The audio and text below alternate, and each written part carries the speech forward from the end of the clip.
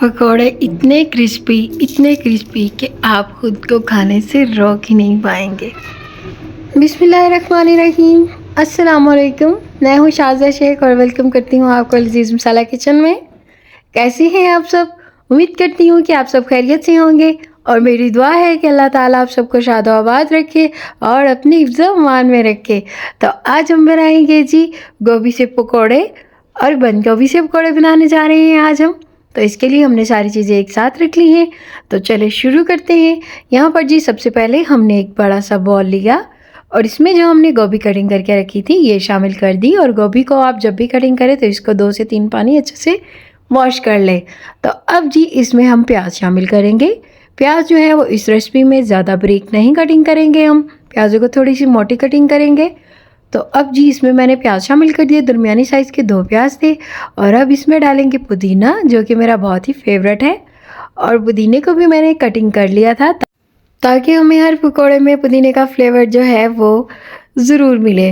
और अब इसमें धनिया शामिल कर दिया मैंने जो कि 2 खाने के चम्मच थे, और इसके साथ ही हरी मिर्चें थी मेरे पास 2 अदद, और लाल मिर्चें, इन दोनों को मैंने कटिंग कर लिया और ये भी शामिल कर दी इसमें। अब डालते हैं जी स्पाइसेस, और यहाँ पर जी मैंने 1 टीस्पून नमक शामिल कर दिया इसमें, और 1/4 टीस्पून जाएगी इसमें हल्दी, और इसके साथ ही ½ टीस्पून डालेंगे इसमें काली मिर्च, और 1 टीस्पून जाएगी कुटी हुई लाल मिर्च, और इसके साथ 1 टीस्पून जाएगा खुश्क धनिया पिसा हुआ। और अब जी इसमें डालेंगे लाल मिर्च, पिसी हुई लाल मिर्च, तो ये भी जाएगी ½ टीस्पून। तो ये हम जी इफ्तारी के लिए बना रहे हैं और आप भी इफ्तारी के लिए इस रेसिपी को ज़रूर ट्राई कीजिएगा।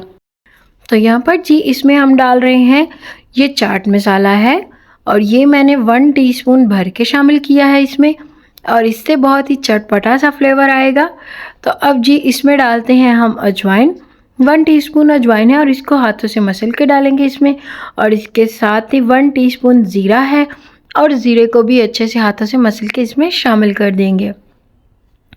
और अब जी सबसे इम्पॉर्टेंट, सबसे अहम चीज़ वो क्या है, वो ये है कि इसमें डालेंगे हम कसूरी मेथी, और मेथी को भी इस तरह हाथों से मसल के तो आपने फिर शामिल करना है। और अब जी इन सारी चीज़ों को हम हाथों से मिक्स कर लेंगे। जैसे कि आप जानते हैं कि मैं जब भी मिक्सिंग करती हूँ तो मैं किसी चम्मच का इस्तेमाल नहीं करती। तो यहाँ पर जी हमने सारी चीज़ों को मिक्स कर लिया, और इसमें मैंने जो है कॉर्नफ्लोर या बेसन अभी ऐड नहीं किया था। तो इनको मसालों के साथ ही आपने मिक्स करना है। और उसके बाद इसमें जी हम ½ कप डालेंगे बेसन, और इसके साथ ही 3 टेबलस्पून इसमें जाएगा कॉर्नफ्लोर। तो इनको इतना ही हम ऐड करेंगे इसमें, और आपने इनको जी अच्छे से मिक्स कर लेना है। और अगर मिक्सिंग करने के बाद आपको लगे कि ये हमारा जो बेसन है कम है तो आप और डाल सकते हैं, और इसमें पानी बिल्कुल भी नहीं जाएगा। आप देख लें कि ये जो सब्जियां हैं मसाला शामिल करने के बाद पानी छोड़ देती हैं, और जिस वजह से हमें जो है इसमें पानी शामिल करने की ज़रूरत नहीं होती।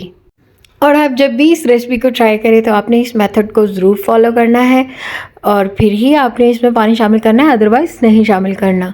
तो यहाँ पर जी हमने कढ़ाई में घी डाल दिया था, और घी को हमने बहुत ज़्यादा गर्म नहीं किया था, थोड़ा सा ही गर्म करके तो इसमें हमने पकौड़े डाल दिए। और आपने पकौड़े जब भी शामिल करने हैं तो पकौड़ों को फ्लैट करके डालिएगा इसमें, और इससे ये बहुत ही ज़बरदस्त और लच्छेदार और बहुत ही क्रिस्पी पकौड़े बनेंगे।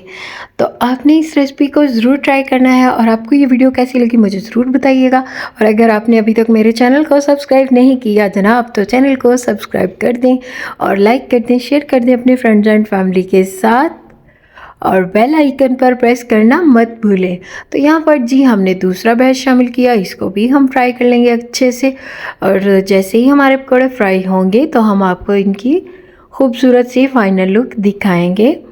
और अब जी हाँ हमने सारे पकौड़े फ्राई कर लिए हैं, तो माशाल्लाह से ये है जी इनकी फाइनल लुक।